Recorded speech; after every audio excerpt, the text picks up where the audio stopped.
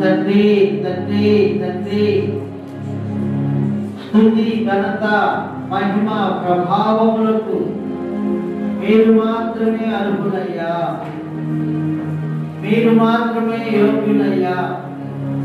మా హృదయ సింహాసనంపై మీరు ఆసీనుల వంటి తండ్రి, ప్రతి బిడ్డ హృదయాన్ని తెరవండి అయ్యా. మీ సన్నిధిలో దాటున్న సంపూర్ణమైన సంతోషమును అనుగ్రహించండి. సంపూర్ణమైన సంతోషం ఒక్కొక్కరు గుండెల్లో మీరు నింపండి తండ్రి. స్తోత్రం స్తోత్రం స్తోత్రం స్తోత్రం. నీ ప్రజల నెమ్మదికై రాజాన మార్చినది నీవేనని అహమును అనసి అధికారులను అదముల చేసిన నీకు నీ ప్రజల నెమ్మదికై రాజాన మార్చినది నీవేనని అహమును అనసి అధికారులను అదముల చేసిన నీకు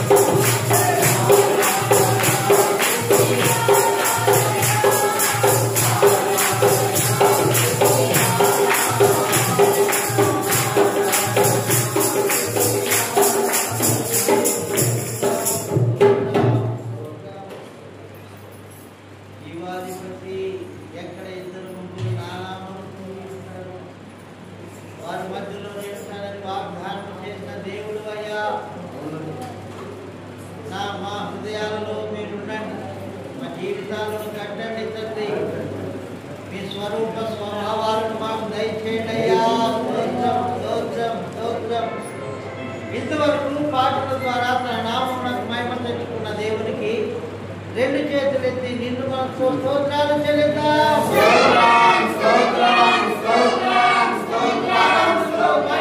కుమ్మరించిన కన్న తండ్రికి స్తోత్రాలు చెల్లిద్దాం.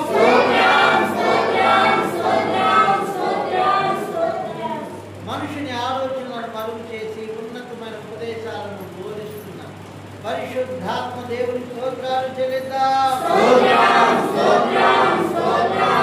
వినే చెవిని గ్రహించే ఆత్మ జ్ఞానమును పాటించే కృపను జీవము గల తన మాటలను మన గుండెల్లో భద్రపరుచుకునే మంచి మనసును దయచేసిన దేవుని స్తోత్రాలు చెల్లిద్దాం.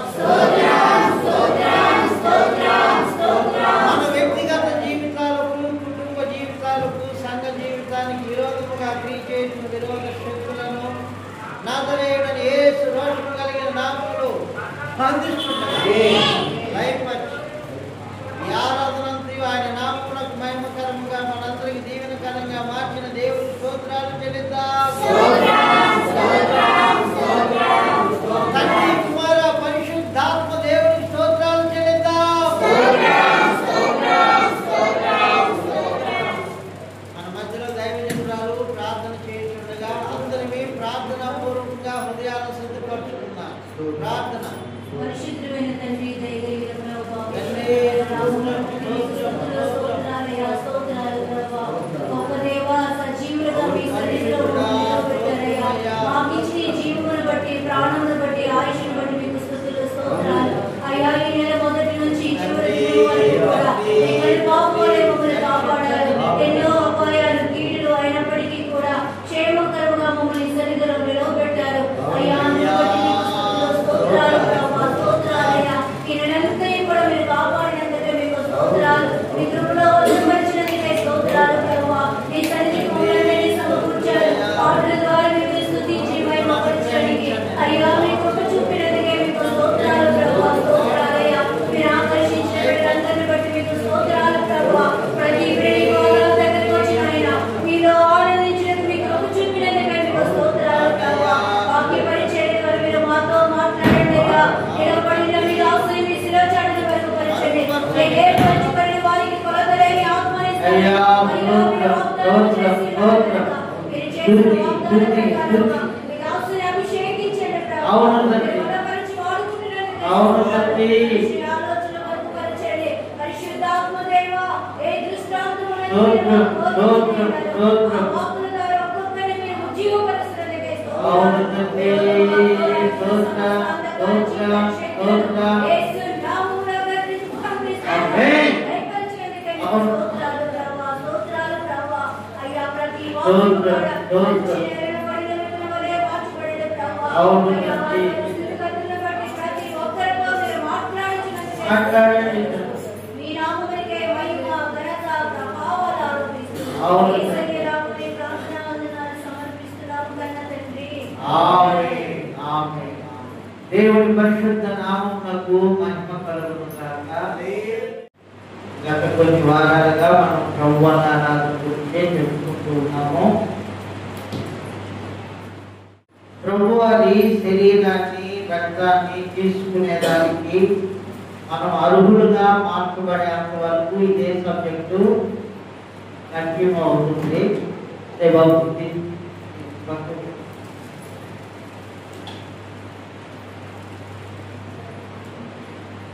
పిల్లలు ఆహారం ఆహారాన్ని తినడానికి తగిన శుభ్రత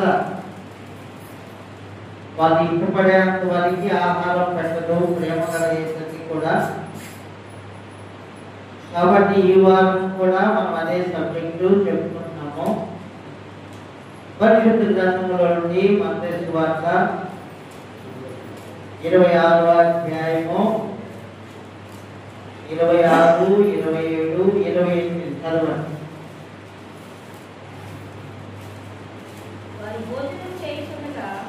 వారు భోజనము చేయుచుండగా యేసు ఒక రొట్టె పట్టుకొని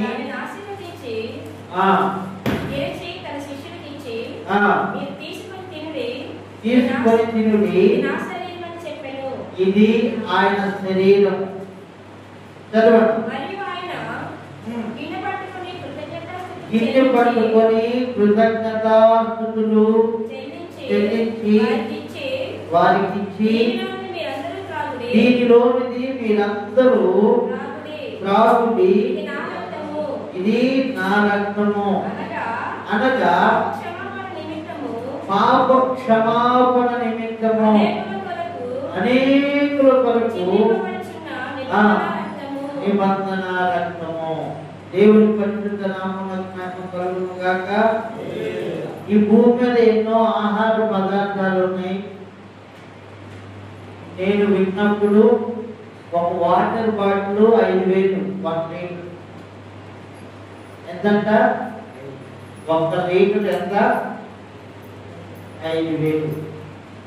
ఇంకా మనకు తెలియక ఎంతో ఖరీదైనటువంటి ఆహార పదార్థాలు ఈ భూమి మీద అమ్ముతున్నారు. అయితే ఏ ఆహారం కూడా మనకు నిత్య జీవాన్ని ఇవ్వదు. కొంచెం జాగ్రత్తగా గమనించాలి. ఏ ఆహారం కూడా మనకి నిత్య జీవాన్ని ఇవ్వదు. అయితే యేసుక్రీస్తు ప్రభువారి యొక్క శరీరము రక్తము యోహాను సువార్త 6వ అధ్యాయం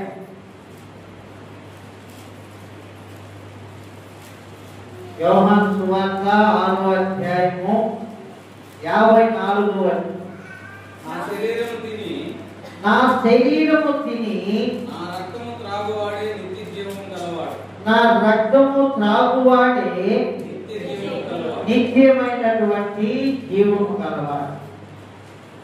ఈ లోకములో ఉన్నటువంటి ఏ ఆహారాన్ని మనం భుజించినప్పటికీ తీసి చూడండి. పేజీ నంబర్ చెప్పమంటారా? 86. యోహాను సువార్త 6వ అధ్యాయము 54.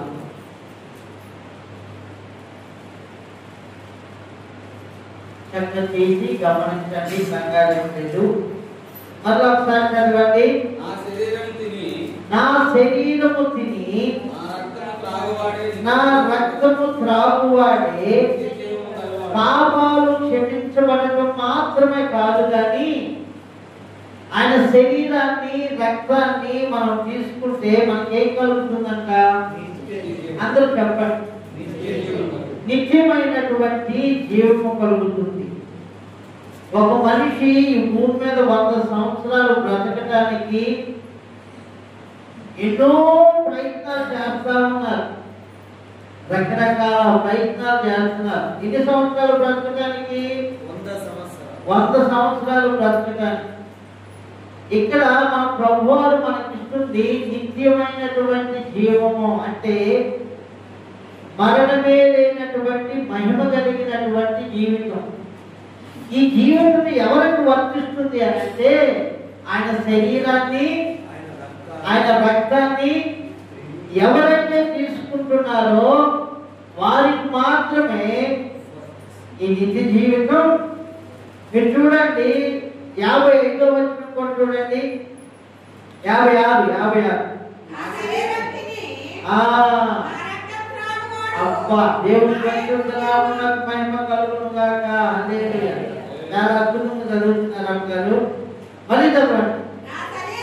నా శరీరము తిని నా యందు ఆగుదాం. కొంచెం తిందాం.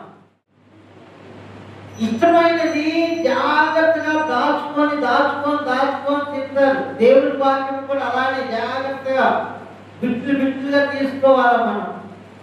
56వ వచనంలో నా శరీరము తిని నా రక్తము త్రాగువాడు, చూడండి ఏంటంట, నా యందు నేను వాని యందును. అబ్బా, చూసారా, సృష్టికర్త అయిన దేవుడే పరలోకాన్ని విడిచిపెట్టి నీకు ఆహారం తీసుకొని వచ్చాడు. పేతురు రాసిన మొదటి పత్రిక 1వ అధ్యాయము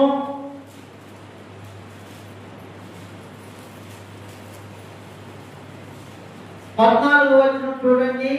నేను పరిశుద్ధుడై ఉన్నాను గనుక 14, 16 రెండు కలిసే ఉన్నాయి. నేను పరిశుద్ధుడై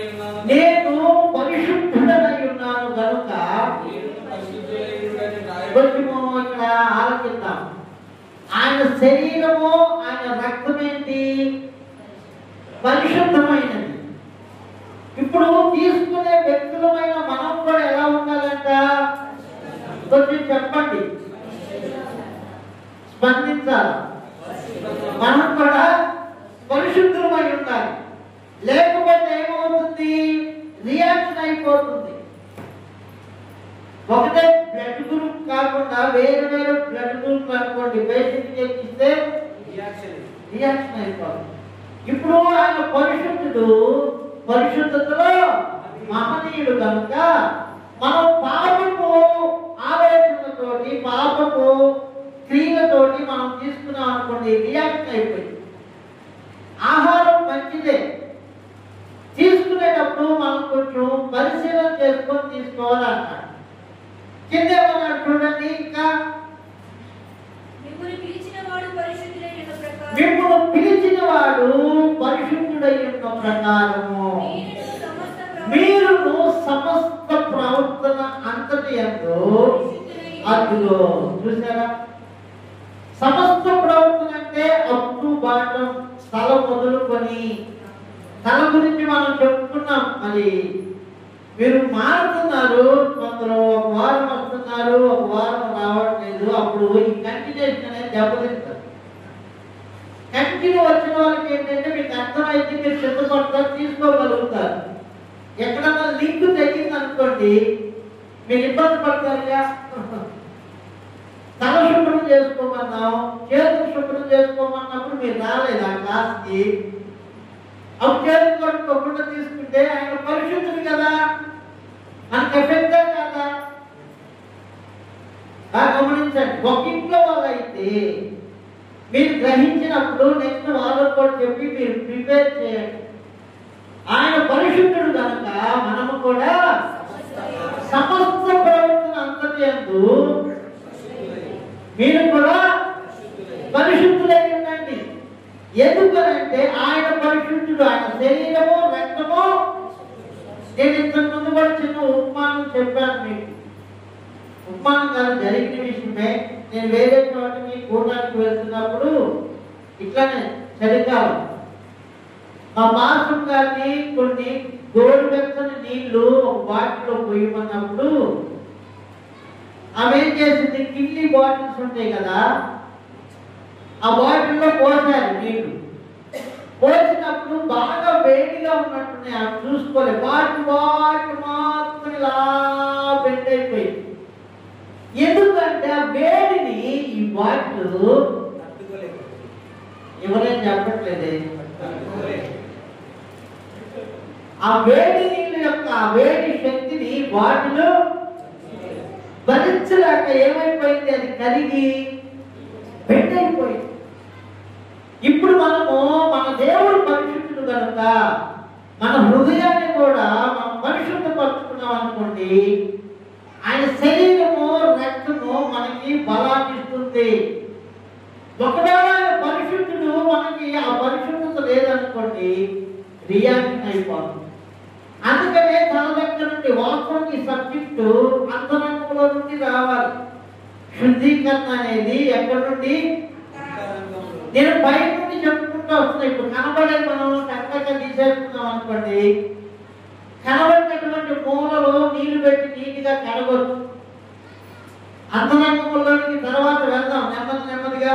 నేను మీకు ప్రభుత్వాల ఆరాధన ఇచ్చే రోజు అప్పుడు స్టార్ట్ చేస్తాను అంతరంగం. ఇప్పుడు కనబడే మనం శుద్ధి చేసుకున్నాం. ఫస్ట్ మనము హెడ్ గురించి చెప్పుకున్నాం. హెడ్ గురించి చెప్పుకున్నప్పుడు ఆయన తల వెంట్రుకలు ఎలాంటి అంటే దానియేలు గ్రంథము ఒకసారి రిపీట్ చేస్తాను, కొంతమంది కనబడుతున్నారు కనుక. 7వ అధ్యాయము 9వ వచనం దానియేలు గ్రంథం. ఇంకా సింహాసనముల వేయుట చూచితిని. మహావృద్ధుడొకడు కూర్చుండెను. ఆయన వస్త్రము హిమము వలె ధవళముగాను, ఆయన తల వెంట్రుకలు శుద్ధమైన గొర్రెపచ్చు వలె తెల్లగాను. ఎలా ఉన్నాయంట ఆయన తల వెంట్రుకలు? శుద్ధమైన గొర్రెపచ్చు. అందరూ చెప్పండి. అక్కడ లేని చెప్పకూడదు, మీరెవరు కూడా అక్కడ ఉన్నదే చెప్పాలి. సంఘాలు ఏమి లేదు, 5 కాడికే చెప్తాం. మీకు ఎప్పుడు విసుగుపడినప్పుడు మనం చిన్న ప్రార్థన చేసుకుని వెళ్ళిపోతాం. దేవుడి సన్నిధిలో ఒక్క దినము గడుపుట 1000 దినముల కంటే శ్రేష్టము.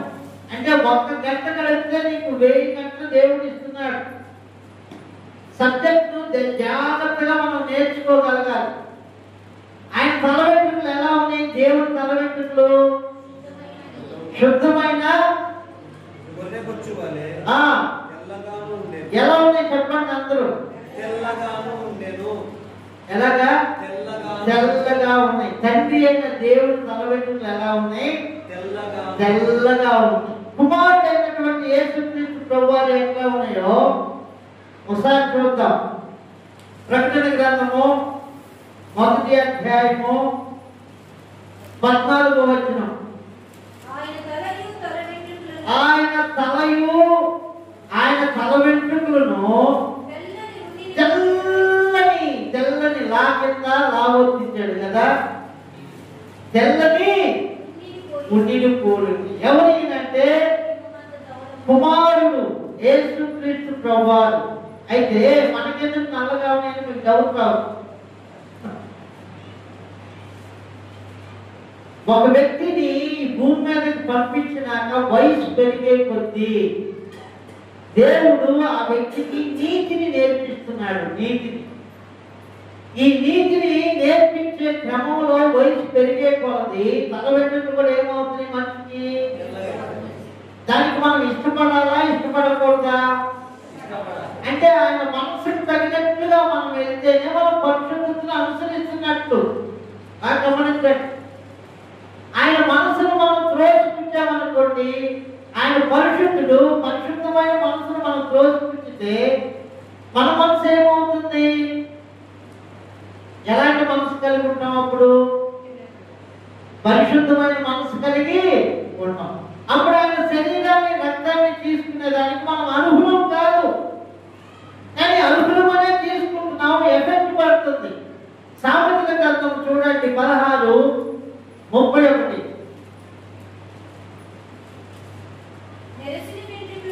నెరిసిన వెంట్రుకలు సొగసైన కిరీటము, అవి నీతి ప్రవర్తన కలివానికి కలిగి ఉండును. అంటే నీతిని నేర్పిస్తున్నప్పుడు, ఉదాహరణకి మనం రంగేసామనుకోండి, నీతిని మనం పంపుతున్నామని తెలుసో తెలియకో వేశారు మీరు.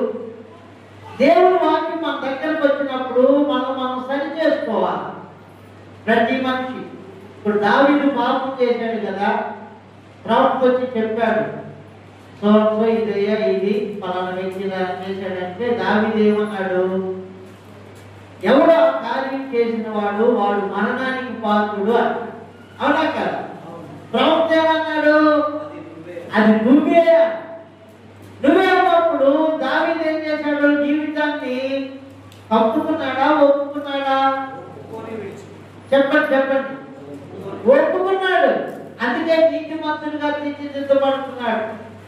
మీరైనా నేనైనా ఎవరిమైనా దేవుడు వాక్యం మన దగ్గరకు వచ్చినప్పుడు మనం కనపరచడానికి, ఆ వాక్యానికి మనం విధేయతను కనుపరిచి మన జీవితాన్ని దిద్దుకోవాలి. అయ్యా తప్పు అయిపోయింది, తెలుసో తెలియక ఏదో కోరికుంది, నేను అలా చేశాను. ఈరోజు మరి మీ సేవకుల ద్వారా వాక్యాన్ని మీరు బోధించారు, ఇలా నేను మీకు వ్యతిరేకంగా చేస్తే నేను నీతిని కోల్పోతున్నాను అని మనం ఒక తీర్మానం చేసుకొని చక్కగా న్యాచురల్ గా ఆయనకు అప్పగించుకోవాలి. దేవుని పరిశుద్ధనామమునకు మహిమ కలుగును గాక. ఇప్పుడు ఒక తెల్ల వెంట్రుకని నల్లగా చేయకుండా ఉండలేని నీవు ఈ లోకాన్ని విడిచిపెట్టి పరలోకం రాగలుగుతావు? రాగలుగుతామా? రాలేము మనం. అందుకని దేవుని మనసుకు తగినట్లుగా మనం ప్రిపేర్ అవ్వాలి, సిద్ధపడాలి.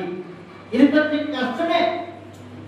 మనిషికి బాగా కష్టమైన విషయం ఏంటంటే దేవుని మనసుకు తగినట్లుగా తన మనసును దిద్దుకోవడమే కష్టమైన విషయం.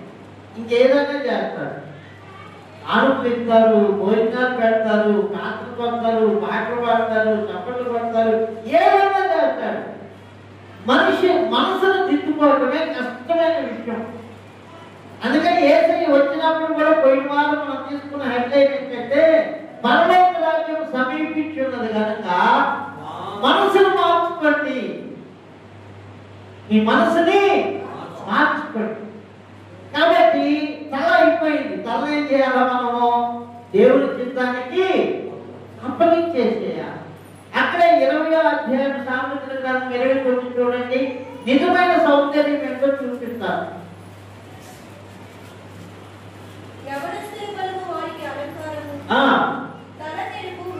తల నెరుపు వృద్ధులకు సౌందర్యము. దేవుడు మనందరికి కూడా పరిశుద్ధమైనటువంటి సౌందర్యాన్ని దయచేస్తూ ఉన్నప్పుడు మనం సొంతంగా ఏదైనా చేయకూడదు చేసామనుకోండి, అది ఎఫెక్ట్ అయిపోయింది. నాకు తెలిసిన ఒక పాస్టర్ గారు ఉన్నారు, కొంచెం కామన్ స్థాయిగా ఉంటారు. ఆమె కలర్ రావడానికి ఏదేదో ప్రయత్నం చేసినట్టుంది. ఆ ఉన్న కలర్ కన్నా ఇంకా తగ్గిపోయింది. నిజం అంటే దేవుడికి మనం అప్పగించుకొని, మీరు గమనించాలి, దేవుడితో మనం ఎక్కువగా గడపగలిగినప్పుడు మన శరీర సౌందర్యం కూడా పెరుగుతుంది. ఎలానో మీకు ఒక చిన్న ఉదాహరణ చెప్తా, జరిగినదే. మోషే దేవుడితోటి 40 పగళ్ళు 40 రాత్రులు గడిపాడు కదా. మోషే ఇటు చూడండి. మోషే దేవుడితోటి 40 పగళ్ళు 40 రాత్రులు గడిపాడు కదా. ఇటు చూడండి అయ్యా, అందరికి గమనించండి. మోషే కొండ దిగి వస్తున్నప్పుడు మోషే ముఖం ఎలా ఉంది? అందరు చెప్పాలి. మోషే కొండ దిగి వస్తున్నాడు కదా సీనాయి పర్వతం పైన. 40 పగళ్ళు 40 రాత్రులు ఏమీ తినలేదు, ఏమీ తాగలేదు. ఆ పర్వతాన్ని దిగి దేవుడితో గడిపి వస్తూ ఉన్నప్పుడు కిందకు వస్తుంటే ఇటు చూడండి, మోషే యొక్క ముఖము ప్రకాశిస్తూ ఉంది. దేవుడి పరిశుద్ధ నామమునకు మహిమ కలుగును గాక. మనం కెమికల్ పూయడం వలన ఎఫెక్ట్ స్కిన్ మీద పడి పాడైపోయింది. దేవుడితో నేను గడుపుతూ ఉన్నాం అనుకోండి, దేవుడిలో ఉన్నటువంటి సౌందర్యం మీలోనికి వచ్చింది. యవనస్తుల బలము వారికి అలంకారము, తలనెరుపు వృద్ధులకు సౌందర్యం. అంటే ఆయన మనం డిజైన్ చేసే దాన్ని బట్టి దానికి మనం ఆయన చిత్తానికి ఏం చేయాలి? చిత్తానికి అప్పగించుకోవాలి. ప్రభువా ప్రభువా అని పిలుచు ప్రతి వాడు వెళ్ళడు, రాలేడు. ఆయన చిత్తము ఉంటుంది ప్రతి మనిషి పట్ల. ఆ చిత్తము నెరవేర్చడమే మానవునికి విజయం. ఆ చిత్తం అనేది మనకు కొంచెం కష్టంగా ఉండొచ్చు. పిల్లలు చదువుకుంటున్నారు, పరీక్షలు పెడుతున్నారు. పరీక్షలు పిల్లలకు ఇష్టమా? మరి పరీక్షలు రాయకుండా క్లాస్ ఎలా పెరుగుతుంది వాళ్ళకి? పరీక్ష రాయకుండా క్లాస్ పెరుగుతుందంటారా? పెరగదు.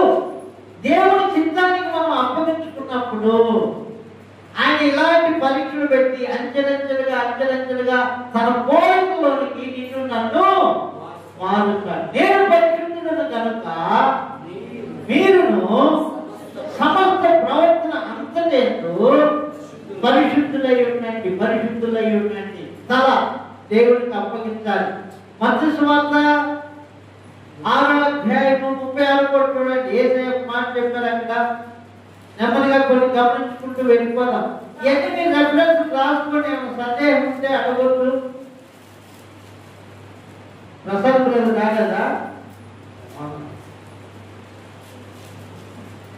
కాబట్టి ఏమి తిందుమో ఏమి త్రాగుదుమో 5వ అధ్యాయము 36వ వచనం 5:36. నీ తల నీవు ఒక వెంట్రుకనైనను తెలుపుగా కానీ నలుపుగా కానీ చేయలేవు. అంటే చేత కాదని కాదు, దాని అర్థం చేయకూడదు అని. తెల్లెంట్రుని నల్లగా చేయకూడదు, నల్లదాన్ని తెల్లగా చేయకూడదు. కుర్రోళ్ళకి తొందర ఎక్కువ, యూత్కి బ్లౌజ్కి తొందర ఎక్కువయ్యి వైట్ కలర్ వేసుకుంటున్నారు. పెద్దలేమో ఎందుకురా బాబు మేమేం నల్లకి కుర్రోళ్ళ కనపడాలని, మీరేమో పెద్దోళ్ళ కనపడాలని తెల్లలకు రెండు రాకి. 60 సంవత్సరాల వాళ్ళు 20 సంవత్సరాల వాళ్ళలాగా తయారు కాకూడదు. అవునా? 20 సంవత్సరాల వాళ్ళు 60 సంవత్సరాల వాళ్ళలాగా తయారు కాకూడదు. వయసును బట్టి మన జీవిత విధానం ఉండాలి. దేవుడి పరిశుద్ధ నామమునకు మహిమ కలుగును గాక. మన వయసును మనం దాచకూడదు, వయసుని పెంచకూడదు. దేవుడు ఏ రీతిగా మనల్ని నడిపిస్తున్నాడు. నువ్వు ఉదాహరణకి అబ్బాయి చిన్నవాడు, అమ్మాయి పెద్దది.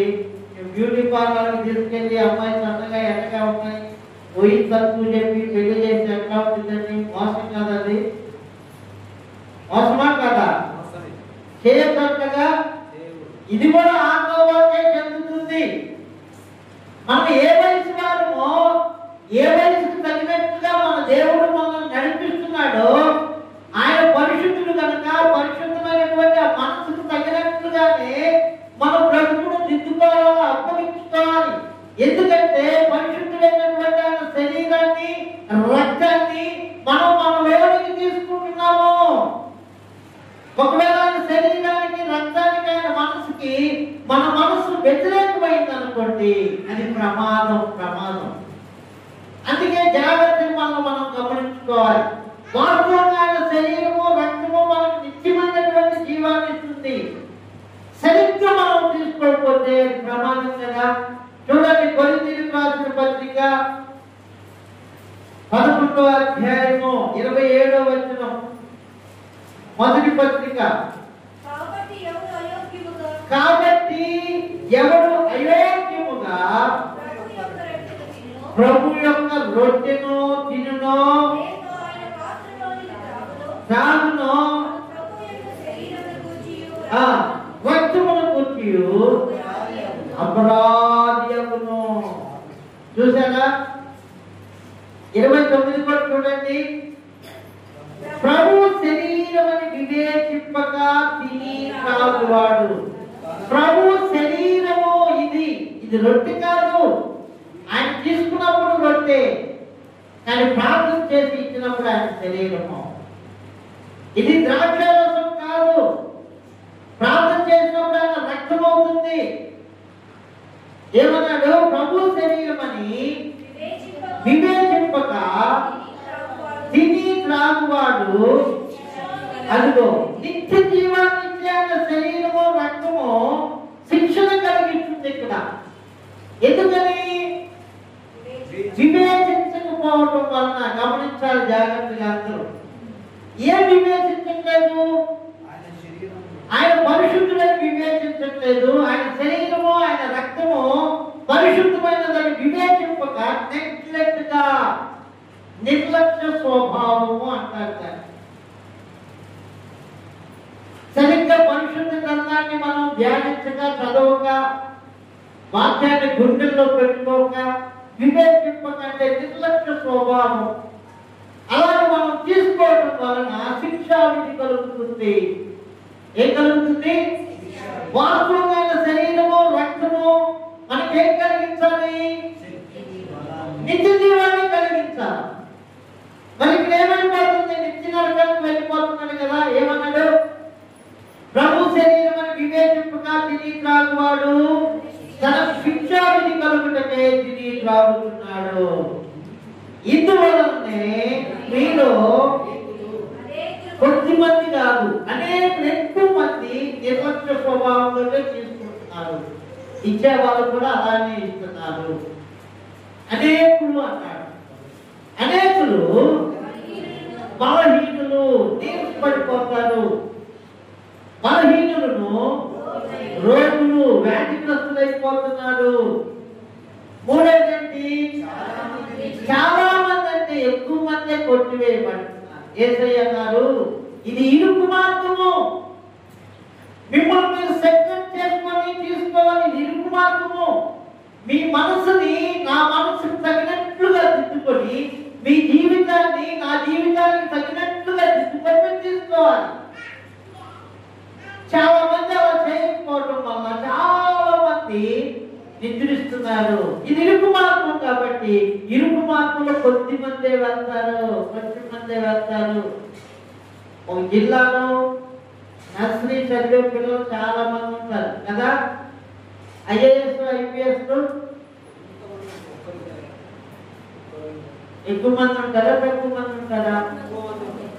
నీ భక్తి జీవితం పెరిగే కొలది క్రీస్తుకి సమరూపంగా కావాలి. ఏం కావాలి?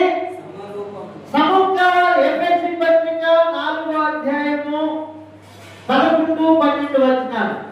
ఎఫెసీ పత్రిక అందరూ తీయండి. మనమందరం అని మీరు ఒక్కరే తీసేస్తా.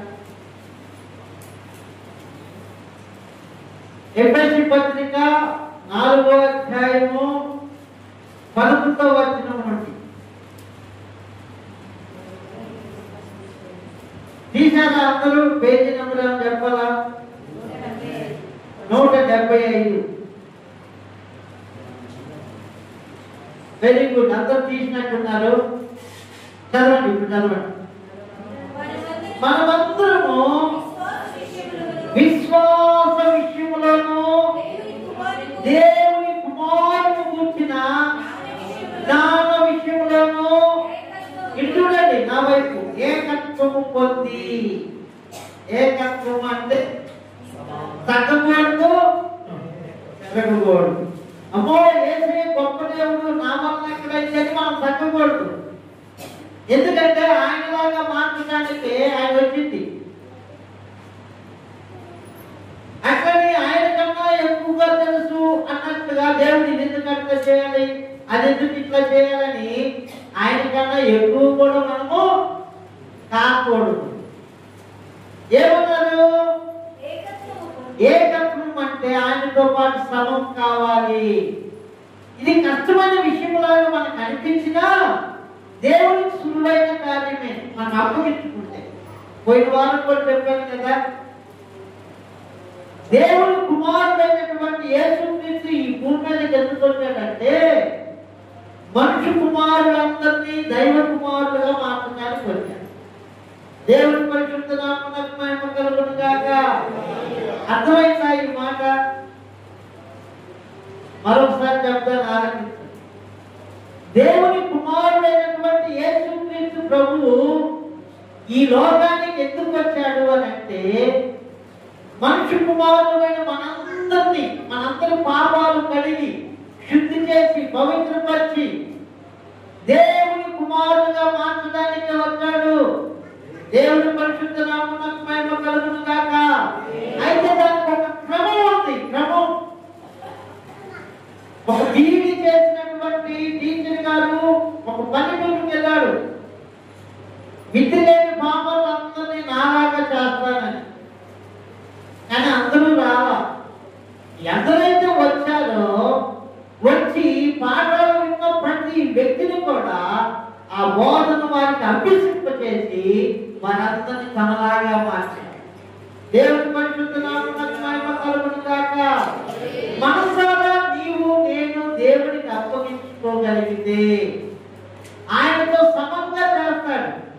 నేను పరిశుద్ధుడు కనుక మీరును సమస్త ప్రవర్తన తల మొదలుకొని అధికారం తల నీటిగా చేసుకొని కాలుగోరు ఎదుర్చి అన్నం పెట్టి కింది శ్రీకాంట్ అన్నం అనుకోండి కుదురుతాం.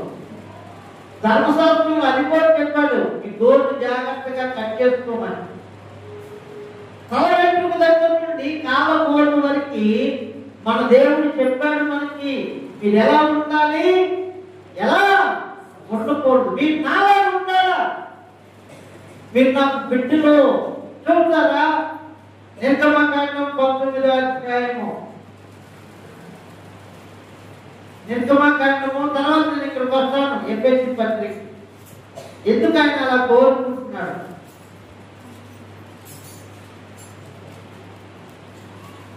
5-6 వచనాలు చూడండి. కాదా నేను నా మాట శ్రద్ధగా విని ఆ నా నిబంధనను అనుసరించి నడిచిన ఎడల సమస్త దేశ జనులలో ఆ నాకు స్వకీయ సంపాద్యకము అగుదురు సమస్త భూమియు ఆ నేను నాకు యాజక రూపమైన రాజ్యముగాను పరిశుద్ధమైన జనముగా ఉంటుందని చెప్పాను. ఏ జనం అంటే పరిశుద్ధమైన జనం. ఎందుకు? నేను పరిశుద్ధుడు కనుక మీరు కూడా పరిశుద్ధులు ఉండాలి. ద్వితీయోపదేశకాండం 14లో చెప్పాడు, చదవనక్కర్లేదు. మీరు నాకు బిడ్డలు ఏమైనారు? మీరు నాకు బిడ్డలు కనుక మీరు లోకస్తుల్లాగా ఉండకూడదు. మీరు లోకస్తులకు మాదిరిగా ఉండాలా. దేవుని పరిశుద్ధ నామమునకు మహిమ కలుగును గాక. కాబట్టి ఎఫెసీ పత్రికలో 4:12లో రాసిన మాట ఏంటి ఒకసారి చూద్దాం. మనమందరము విశ్వాస విషయంలోను ఏకత్వము పొంది సంపూర్ణ పురుషులకు వరకు అనగా ఏంటంటే ఏంటంటే అందరూ చెప్పండి. ఎవరికి కలగాలి? క్రీస్తులో కలిగిన సంపూర్ణత ఎవరికి కలగాలి? దేవుడు ఎంత ఆశిస్తున్నాడో చూడండి. మీరు నా బిడ్డలు కనుక నేను ఎలాంటి వాడినో మీరు కూడా అలానే. నేను రాజును కనుక రాజు బిడ్డను అంటే ఆ లెక్క వేరు. మళ్ళీ గుర్రం ఎక్కేసి కత్తి తీసుకొని దాచుకుని అది కాదు, అదొక మోసం. ఏసైని నువ్వు రాజు అంటే అవును నేను రాజునే. నీతి రాజ్య పరిపాలన, ప్రేమ రాజ్య పరిపాలన, పరిశుద్ధమైనటువంటి రాజ్య పరిపాలన. యూదులందరికీ ఏసైని సిలువ వేశారు. నువ్వు రాజు అయితే రాజుకోటలో పుట్టాలి కదా, గుర్రాల మీద రథాల మీద రావాలి కదా. నువ్వేంటి ఎక్కడో పశువుల పాటలో జన్మించావు, పులిచి తట్టులో పనులు వేసుకున్నావు, నువ్వు మాకు రాజువేంటి? అయ్యా, ఈ లోక రాజ్య పరిపాలన కత్తితో శిరస్సును నరికి జయించేది, నా రాజ్య పరిపాలన మనసును జయించేది. దేవుని పరిశుద్ధ నామమునకు మహిమ కలుగును గాక. అందుకని ఆయనతో పాటు మనం ఈక్వల్ కావాలి ప్రతి విషయంలో. ఏ విషయంలో అంటే సమస్త ప్రవర్తన అంతని అందు మీరు నాకేం కావాలి? సమము కావాలి. ఏకత్వము పొంది సంపూర్ణ పురుషులు వరకు. బాగా గమనించండి. ఈ పరిచర్య ధర్మాన్ని దేవుడు ఏం చేశాడు? నియమించాడు. ఈ నియమించిన దాన్ని నేర్చుకుంటూ మనం అంచెలంచెలుగా ముందుకు కొనసాగాలి. ద్వితీయోపదేశకాండం చూడండి 14వ అధ్యాయం 1 వచనాలు. ద్వితీయోపదేశకాండము 14వ అధ్యాయము 1 వచనాలు చదవండి. అమ్మగారు సౌండ్ ఒక్కరే ఫ్రెండ్స్ మంచి సౌండ్ ఇచ్చారు. మీరు మంచి సౌండ్ పెంచాం. అమ్మ మీరు ఆలోచించలేదా? ద్వితీయోపదేశకాండము 14వ అధ్యాయము 1వ వచనం. మీరు మీ దేవుడైన యెహోవాకు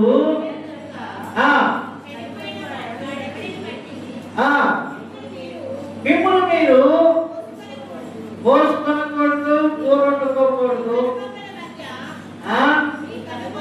మీ కనుబొమ్మల మధ్య తల తర్వాత ఏంటి పార్ట్, తల తర్వాత పార్ట్ ఏంటి ఇది చూడండి. అందరూ తల తర్వాత మనం కిందకు వచ్చేటప్పుడు మనకు కనబడేది ఏంటి పార్ట్, కనుబొమ్మలో.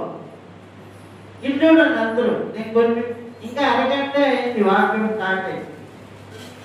దేవుడి వాక్యం గంట కూడా కాలేదు, మీరు అప్పుడే తలలో పోకుంటూ అటు ఇటు చూస్తా ఉంటే ఎట్లా చెప్పండి. మీ కనుబొమ్మల మధ్య ఏం చేయకూడదు అంటే హై క్లాస్ చేసుకోకూడదు. అందరూ మోసకరము చెప్పండి. చూద్దాం కీర్తనల గ్రంథము 45:10. తర్వాత ఇక్కడ పొందామా అది అట్లానే పెట్టుకోండి. మనం బైబిల్ మొత్తం తిరుగుతూనే ఉండాలి చక్కగా. అమ్మా కుమారి ఆలకించుము, ఆలోచించి చెవియొక్కుము, నీ స్వజనమును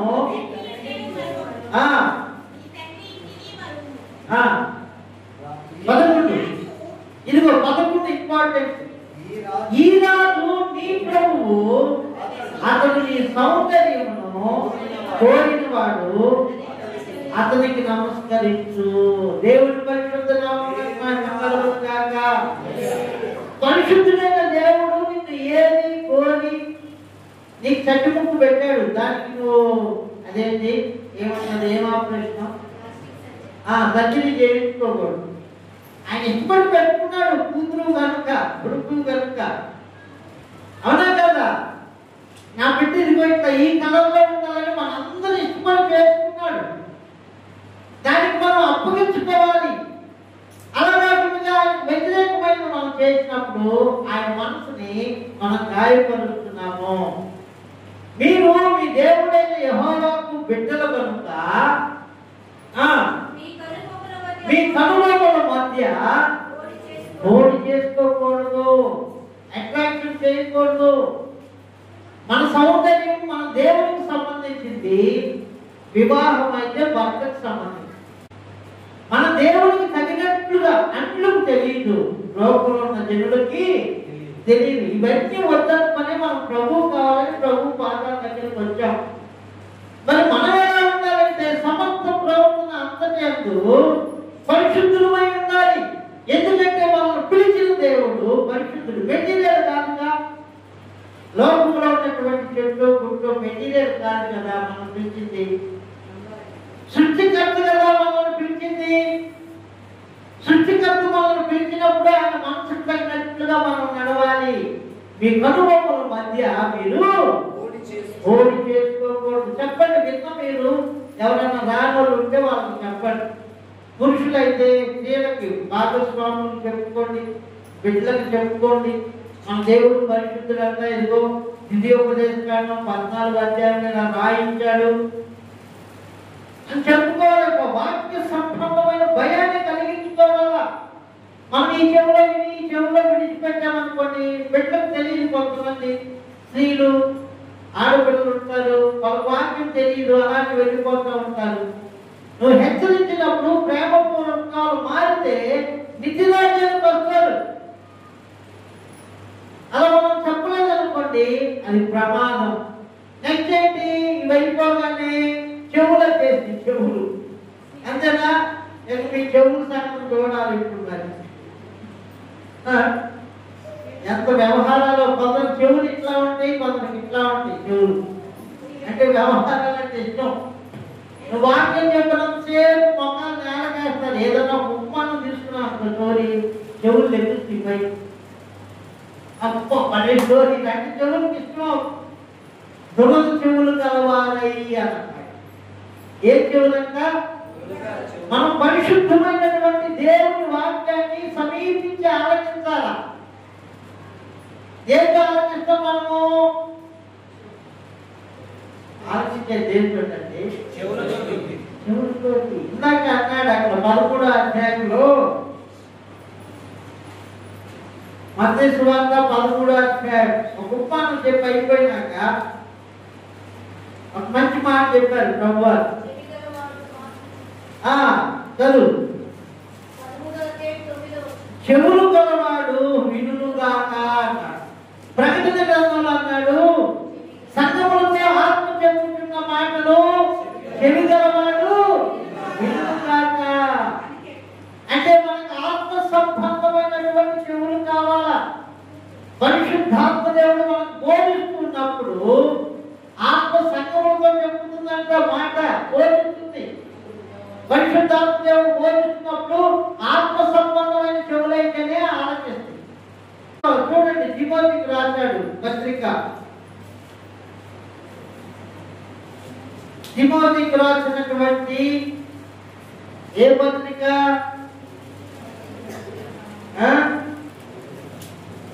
రెండో పత్రిక 4వ అధ్యాయము 3వ వచనం. ఎందుకనగా హితబోధ అంటే అక్కడ ఆలేశారు చూడండి కింద పుట్టినోట్లో. అది పుట్టినోట్లో చదవండి కింద ఏముందో? ఆరోగ్యకరమైన బోధ. ఆ బోధని జనులు సహింపలేకపోతున్నారంట. ఏదనగా ఎందుకనగా జనులు హితబోధనంటే ఆరోగ్యకరమైనటువంటి బోధను సహింపక దురద చెవులు గలవారై తమ స్వకీయ దురాశలకు అనుకూలమైన బోధకులను సత్యమునకు చెవినీయక కల్పన కథల వైపునకు తిరుగు కాలము మరెన్నడూ చూడనటువంటి కని విని ఎరుగునటువంటి ఫిలిం వెండి తెరపైన మేము చూపించబడినట్టు అబ్బా అన్నాడు. 1000 కోట్లు పెట్టి సినిమా చేస్తున్నాడు. కని విని ఎరుగునటువంటి స్టోరీ అంటే చెవులు అలా వెతుకుతున్నాయి. ఏదన్నా సీరియల్ గురించి చెప్పుకుంటుంటే మా అమ్మమ్మ ఉంది, గత 2 సంవత్సరాల క్రితం వాళ్ళిద్దరు మాట్లాడుకుంటున్నారు. మా అమ్మమ్మ అమ్మా కిడ్నాప్ చేశారా? కిడ్నాప్ చేసి ఏం చేశారు? గుండె గంగలా కొడుతుంది. కిడ్నాప్ ఈ రోజులో కిడ్నాప్ పెట్టారు. ఎక్కడ అమ్మా అంటే సీరియల్లో అయ్యారు. ఎంత ఆసక్తిగా చెప్పుకుంటున్నారు. ప్రార్థనకి వెళ్ళేవాళ్ళు ప్రార్థన లేదు, వాక్యం తెలుసంటే వాక్యం తెలియదు. కల్పనా కథలు దేనికి ఇస్తున్నారు చెవులు? ఆయన పరిశుద్ధమైన దేవుడు కాదు వాడు. ఆ పరిశుద్ధమైనటువంటి మాటలు మనం ఆలోచిస్తే ఆ మాటలు మనకు జీవాన్ని ఇస్తాయి, పరిశుద్ధతను ఇస్తాయి. కల్పనా కథలు ఏముంది? ఏదో ఒకటి కల్పించి కల్పించి కథలు వినిపిస్తా ఉంటాడు. నీ సమయాన్ని దొంగిలిస్తాడు కాస్తాడు. అమ్మ దగ్గరికి వచ్చేసి పెద్ద స్టోరీ ఏం చెప్పలా. దేవుడు ఆదాము చెప్పకూడనటువంటి ఒక మాట పలికాడు సాతాను. ఇది నిజమా? ఒక పాల్గా చెప్పారు పెద్ద ఆయన. ఇది నిజమా అని కూడా అనలేదంట స్టార్టింగ్ లో. అన్నాడు. అబ్బో ఇదేదో పక్కగా ఉంది పిలుపుని వెనక్కి తెచ్చింది అవ్వ. ప్రభువు ఆదాము ఏమి లేవు, అమ్మా జాగ్రత్తలు ఉండాలి, ఆ పండు తినొద్దు అన్నాడు. ఈ పండులో తినొద్దు, ప్రార్థన చేసుకున్నాం, ఇదిగో దేవుడు వస్తున్నారు, వెళ్దాం. ఈ పిలుపు ఈ మాట ఎట్లా ఉంది? ఇవిడికి అమ్మకి కొత్తగా ఉంది. ఇదేంటి ప్రభావం? ఎవరో సైకిల్ వేసుకుని వచ్చి అంటున్నారు. ఏదో ప్రార్థన ఇట్లా తిరగానే ఇది నిజమా? ఏమంటే ఇది నిజమా అని మాట మాట కలిపి ఏం చేసింది? మరణకరమైనటువంటి పండు తిరిగి. అర్థమవుతుందా? చెవిని ఎవరికి ఇచ్చింది? చెప్పండి చెప్పండి. మరి మనం ఎవరికి ఇస్తున్నామో ఒకసారి మీరు గమనిస్తారు. సత్యవాక్యానికి ఇవ్వాలి చెవిని మనము. సత్యములకు చెవిని. ఎవరు సత్యము? నేనే మార్గం.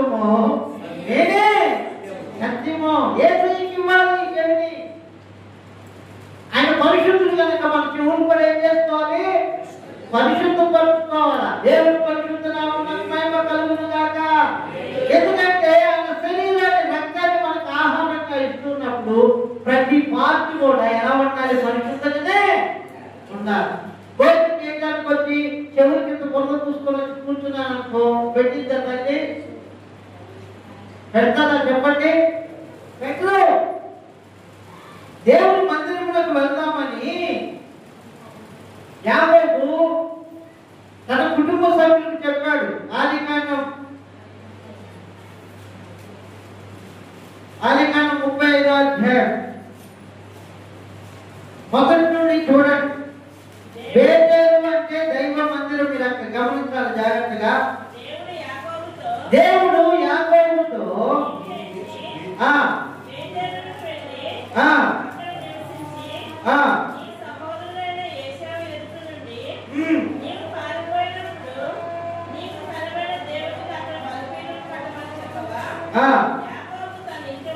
యాకోబు తన ఇంటి వారితోనూ తన యొద్దనున్న పని వారితోనూ మీ యొద్దనున్న అన్య దేవతలను పారవేయండి. అంటే శుచిపరచుకొని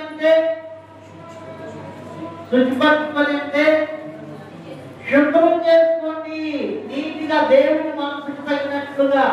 మనం ఎక్కడికి వెళ్తున్నాము? ఎక్కడికి వెళ్తున్నాము? బేతేలు అంటే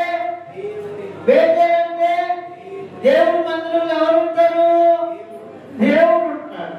దేవుడు దగ్గరికి వెళ్తున్నాం కనుక బీ కేర్ఫుల్, జాగ్రత్తగా ఉండాలి మనం అందరమే అని తన ఇంటి వారికి, తన దగ్గర ఉన్న పని వారికి అందరికి చెప్పినప్పుడు అక్కడ ఏం జరిగిందో చూడండి.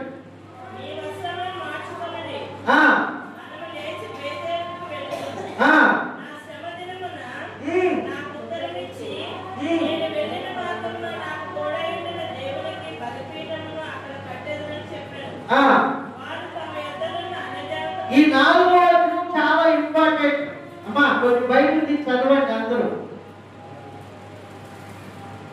ఆదికాండము 35 4వ వచనం చాలా ఇంపార్టెంట్. మీరు గమనించండి అందరూ. స్త్రీ పురుషులు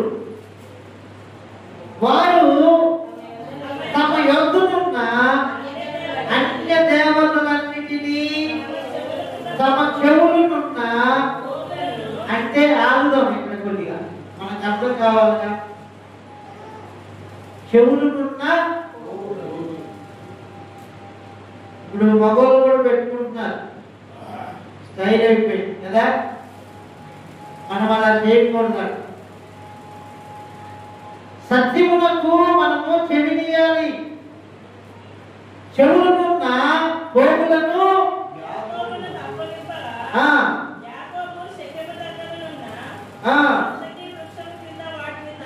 వాటిని దాచిపెట్టెను. ఇంగ్లీష్ లో అన్నాడు పాతిపెట్టెను అన్నాడు. బంగారం ఎవరన్నా పాతిపెట్టేస్తారండి? మనమైతే ఏం చేస్తాం? బేతేలులో దేవుడు ఉన్నాడు కనుక దేవుడి దగ్గరికి వెళ్ళేటప్పుడు దేవుడికి నష్టం దేని కూడా మన దగ్గర మన పైన. ఇప్పుడు నీవు నేను నిత్య జీవాన్ని పొందుకోవాలంటే ఆయన శరీరాన్ని రక్తాన్ని తీసుకొని ఆయనలో ఐక్యపరచబడాలంటే ఆయనకి ఇష్టం లేదు మనం తీసి పక్కన పడేయాల. పక్కన పడేయకండి. తీసేసి అమ్ముకొని ఏదో వాడుకోండి, బ్యాంకులో పెట్టుకొని ఏదో ఒకటి చేసుకోండి. వారి బంగారం తీసుకోవడానికి వచ్చాడు కదా అంటున్నారు. అన్నీ అక్కర్లేదు. దేవుని మనసుకు తగినట్టుగా మీరు సిద్ధపడాలా. అలాగే వీళ్ళు తీసేసి మరి పిల్లలకు పెట్టేసి ఉన్నాయి లేదు వాళ్ళు తయారు చేయకండి. అది కూడా డేంజరే. అందరూ తీసేసారు. ఇక్కడ దేవుని వాక్యము మన దగ్గరకు వచ్చినప్పుడు సరి చేసుకోవాలి మనము. దేవుని పరిశుద్ధ నామమునకు మహిమ కలుగును గాక. మన దేవుడు రోషము కలిగిన దేవుడును దహించగ్ని అయి ఉన్నాడు. ఆశామాష కాదు. మనం చాలా ధన్యులమి. దగ్గరికి వెళ్ళేటప్పుడు ఆయనకి ఇష్టం లేని మనమే ధరించుకోకూడదు. ఏం చేయాలా? తీసి పడేయాలా, తీసి కట్టన పెట్టాలా, ఏదైనా వినియోగించుకోండి. అమ్ముకొని బ్యాంకులో వేసుకోండి, లేదంటే బ్యాంకులో పెట్టుకోండి, వాక్యం చేయించుకోండి. ఎక్కువ బంగారం ఉందనుకోండి, వాక్యం చేయించుకోండి, బాగుంటుంది. దేవుడి పరిశుద్ధ నామమునకు మహిమ కలుగును గాక. నా మనసులో ఉంది బంగారంతో వాక్యం చేయించాలని, మేడం బంగారం దొరుకుతుందా? రెండోది తల అయిపోయింది, కనుబొమ్మలు అయిపోయింది, చెవుల దగ్గరికి మనము కొంచెం దీంట్లోనే మళ్ళీ మెడ కూడా వస్తుంది కదా, మెడ నోరు కూడా వస్తుంది. కొంచెం దీనికి సంబంధించిన సబ్జెక్టు చూస్తున్నాం. నిర్గమకాండము 33వ అధ్యాయము 4-5 వచనాలు చూడండి. ఇక నేను ముగించేస్తాను. 73 పేజీ నంబరు. అమ్మా ప్రజలే కదా, అదే అదే వెరీ గుడ్, చదవండి.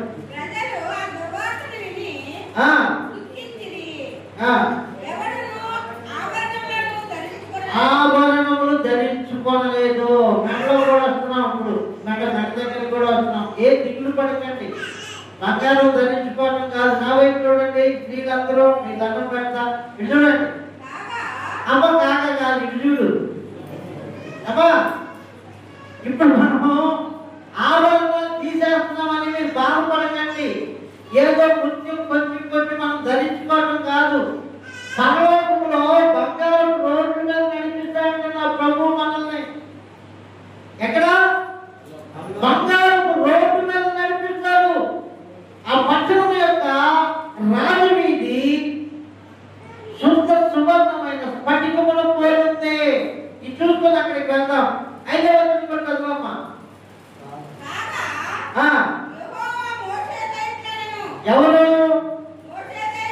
ఎవరు? యెహోవా కదా, దేవుడే కదా చెప్తుంది, మాస్టర్ గారు కాదుగా. కాగా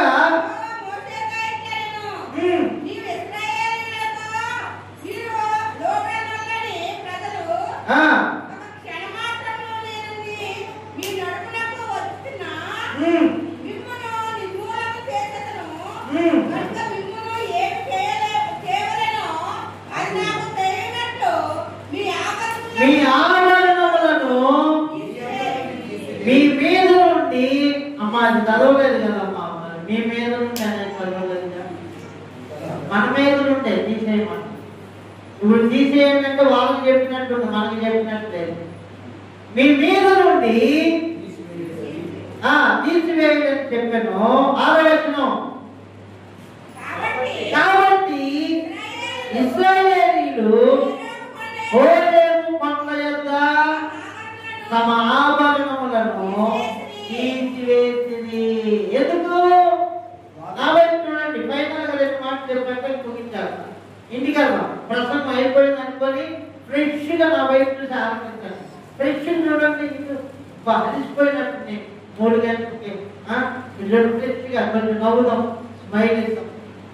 ఇప్పుడు ఐగుప్తు నుండి కనానుకు నడిపిస్తున్నాడు దేవుడు.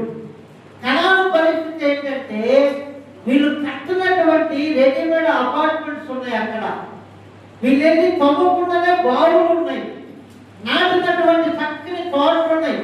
ఒక్క మాటలో చెప్పాలంటే ఆ దేశం ఏంటి అంటే పాలు తేనెలు ప్రవహించే దేశము. ఈ దేశానికి ఇనుప కలిగినటువంటి ఐగుప్తులో నుండి, ఎక్కడ నుండి? బానిస బ్రతుకు ఇనుప కలిగినటువంటి ఐగుప్తులో నుండి వీటిని విడిపించుకొని అలా నడిపించుకొని వెళ్తూ ఉన్నప్పుడు, నేను మీ మధ్యలోకి వస్తే మీరు చచ్చిపోతారు, చేయకూడదు పని చేశారు మీరు, మీ ఆభరణాలన్నీ మీరు తీసివేయండి, లేకపోతే మిమ్మల్ని నిర్మూలన చేస్తా అన్నాడు. అసలు పెట్టుకోమందే యేసయ్య, యెహోవా దేవుడు. పెట్టుకోమంది ఎవరు? ఎందుకు పెట్టుకోమన్నాడంటే, ప్రత్యక్షం గుడారానికి బంగారం కావాలి. అర్థమవుతుందా మీకు? మీరు వెళ్ళేటప్పుడు ఐగుప్తులో నుండి నేను విమర్శిస్తున్నా, లేదంటే ఇదొక ప్రశ్న కావాలని చెప్తారు. క్లారిటీ ఇచ్చుకుంటూ వెళ్ళాలి మనం. ఐగుప్తులో నుండి మీరు వెళ్ళేటప్పుడు మీ ఇరుగు పొరుగు వారి దగ్గర బంగారం ఉంటే తీసుకొని ధరించుకొని పండి అన్నాడు. అలా ధరించుకొని వచ్చే క్రమంలో వీళ్ళు ఏం చేశారంటే మోషే దేవుడితో మాట్లాడటానికి వెళ్ళాడు సీనాయి పర్వతం మీద. ఎంతసేపు అయినా ఇంకా రావట్లేదు మోషే. దేవుడితో ముచ్చటిస్తూనే ఉన్నాడు. మనలో కొంచెం ఆత్మ ఎక్కువ కదా, వీళ్ళ నామకార్తులు ప్రతి చోట ఉంటారు. వీళ్ళేం చేశారంటే ఆ మోషే ఏమైపోయాడో మనకు తెలియదు. ఇప్పుడు మనం ముందు నడవడానికి ఎవరు కావాలి? మనకి దేవుడు కావాలా? దేవుడు కావాలంటే దేవుడికి ప్రార్థన చేయాలిగా. ఐగుప్తులో దుఃఖంలో ఉన్నప్పుడేమో మూలు గారు కానీ కడుపు నిండేదేమో తిరుగుబడతారు. చూసారా? ప్రజే మనిషితో వచ్చిన సమస్య. ఈ 32వ అధ్యాయంలో మీరు చూడండి, 3వ వచనంలో వీళ్ళు ఏం చేశారంటే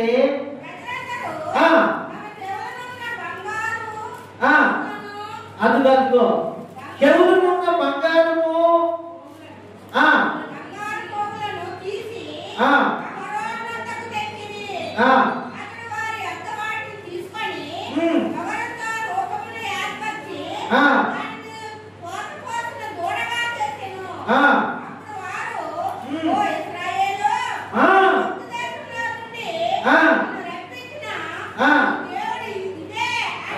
అది చూసారా? మొత్తం చెవులీలే కాదు, బంగారం మొత్తం తీసుకొని ఆయన ఏం చేశాడు? దూడ చేసి. ఓహో, ఆయన చెప్పించింది దేనికోసం? దేనికోసం? ప్రత్యక్ష గుడారంలో ఉపకరణలు చేయించడానికి. గమనించండి, వీళ్ళేం చేశారు? విగ్రహం చేశారు. అర్థమైందా? ఐగుప్తులో విడిపించింది ఎవరు? ఐగుప్తు నుండి ఇజ్రాయెల్ ప్రజల్ని దేవుడు. మరి ఎవరిని దేవుడుగా చేస్తున్నారు వీళ్ళు? దూరం చేస్తున్నారు. ఈ రకంగా చంపేస్తారు. ఇది ఉన్నందుకే ఇలా చేశారు కాబట్టి తీసేయండి. పైగా ఆభరణాలు మన గర్వానికి సూచన. అర్థమైందా? అందుకే 33లో సీరియస్ గా చెప్పాడు, మీ ఆభరణములు మీరు తీసివేయండి. దేవుడు చెప్పిన మాటే, నేను కొత్తగా చెప్పట్లేదు. ఇదే నూతన నిబంధనలో కూడా చూడండి. తిమోతికి రాసిన మొదటి పత్రిక 2వ అధ్యాయము 9వ వచనం.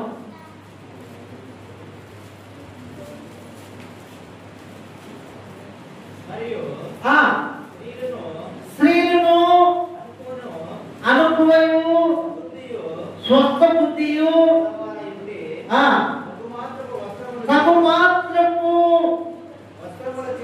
సగుమాత్రం అంటే మనోళ్ళు అనుకుంటున్నారు, కొంచెం కొంచెం అనుకుంటున్నారు. ఇప్పుడు 10 మీటర్లు క్లాసు తీసుకొచ్చాను బట్ట, నీకు తగినంత గుర్తించుకోయ్యా అని ఒక అబ్బాయికి ఇచ్చా. నా వైపు చూడండి, అమ్మా ఇది చూడండి, షర్ట్ ఏమో ఇక్కడ దాకా, ప్యాంట్ ఏమో ఇక్కడ దాకా కుట్టించుకోమని. దాని అర్థం చెప్పండి, తగినంత కుట్టించుకోండి అంటే ఎక్కడ దాకా కుట్టించుకోమని? నిండుగా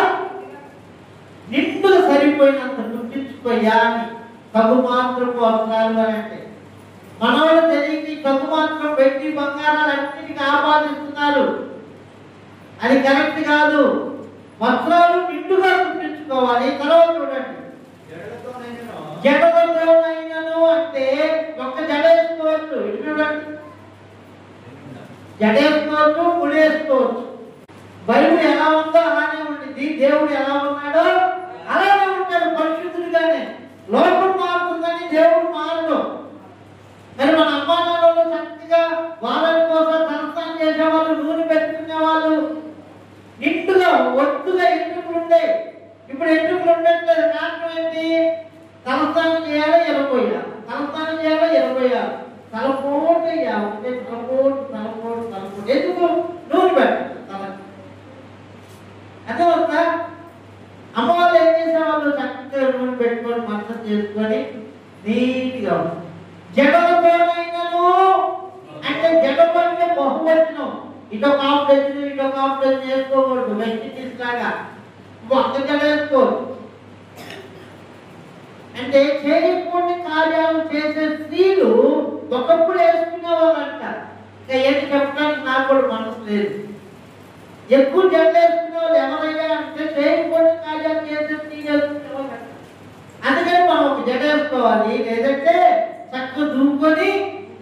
వేసుకోవాలి నర్సుల్లా. అర్థమైందా? చూడండి, బంగారంతోనైనా ఇదిగో ఇక్కడికి ఎందుకు వచ్చామంటే నేను బంగారం కోసమే వచ్చాం. అక్కడ తీసేయమన్నాడు కదా, అది కొత్త నిబంధన బ్రో. కొత్త నిబంధనలు అట్లా లేదు బ్రో అంటే ఒకవేళ ఉందా లేదనే దాన్ని కన్ఫర్మ్ కోసం చెప్తున్నా. బంగారంతోనైనను ముత్యములతోనైనను అది వచ్చేస్తున్నారు. ఒక్క నిమిషం ఆగుడు. తిమోతికి రాసిన మొదటి పత్రిక 2:9 సెకండ్ లైన్ చూడండి అమ్మా. 2వ లైన్ మీకే మీ ప్రాముఖ్యంగా మరియు స్త్రీలు ఆ మరియు స్త్రీలను ఏయ్. అనుకువ సమస్యలు ఆ. మనవారై ఉంటే ఉమ్. బహుమానపు వస్త్రములు చేతనే గాని ఆ. జడలతోనైనను బంగారంతోనైనను ఆగమా అడవుడు వెళ్ళిపోతే ఎట్లా మరి మనకి అర్థం కావాలిగా. బంగారముతోనైనను ముత్యములతోనైనను మిగుల వెలగల వస్త్రములతోనైనను అలంకరించుకొనక అన్నాడా? ఆగు ఆగు. అలంకరించుకొనక అన్నాడా? అలంకరించుకోమన్నాడా? అందరూ చెప్పాలి, మీరు గ్రహించింది. అలంకరించుకోవద్దన్నాడా? అలంకరించుకోమన్నాడా? అందరూ చూడండి. ఏమా అలంకరించుకోమన్నాడా? వద్దన్నాడా? అలంకరించుకొనక.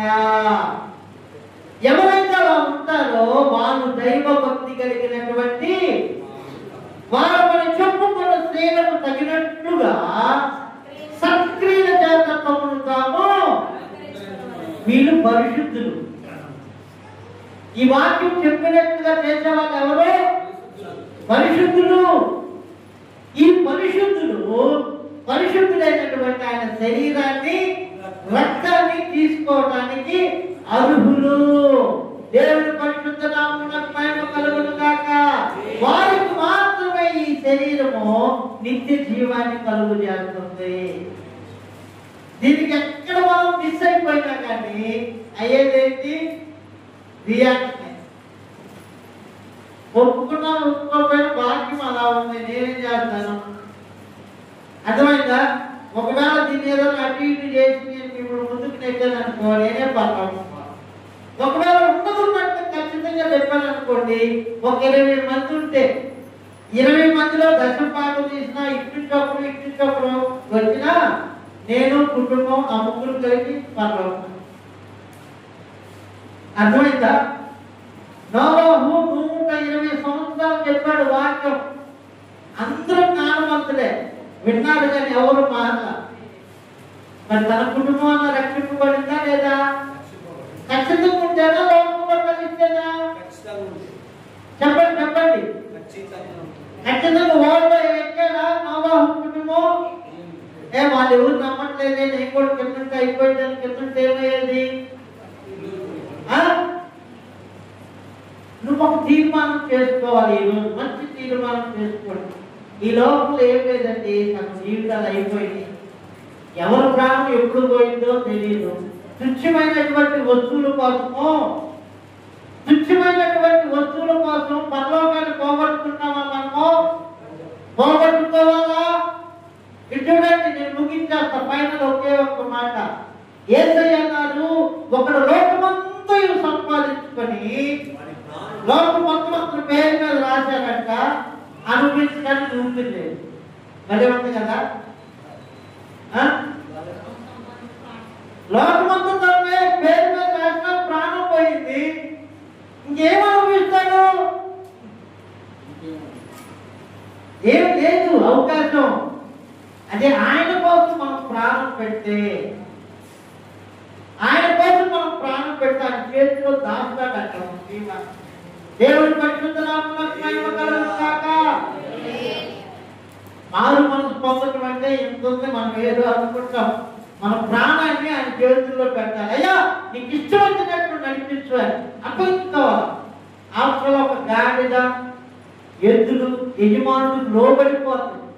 ఇంత గడ్డే అవునా కదా?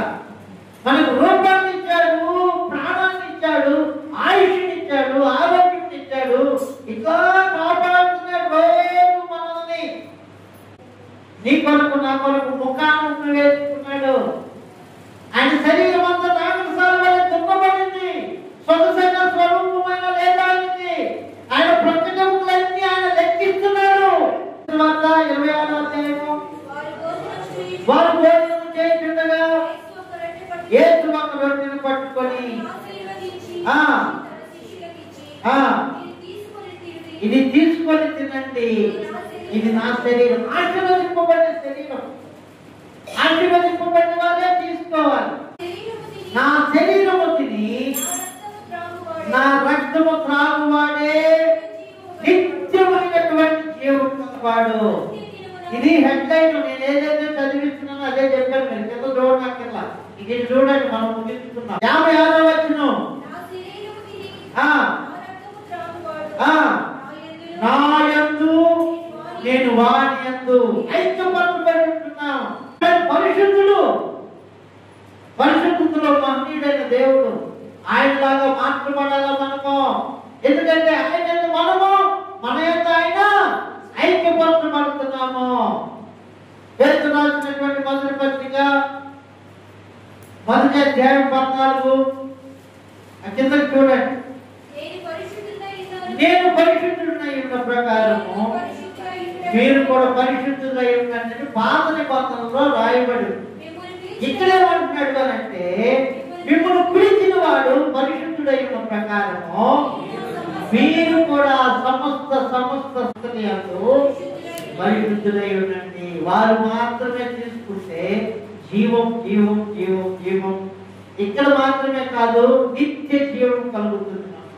కొంచెం దయచేసి మనసులో పెట్టుకొని మారేదానికి ప్రయత్నించండి. ప్రభువుకు అప్పగించుకోండి.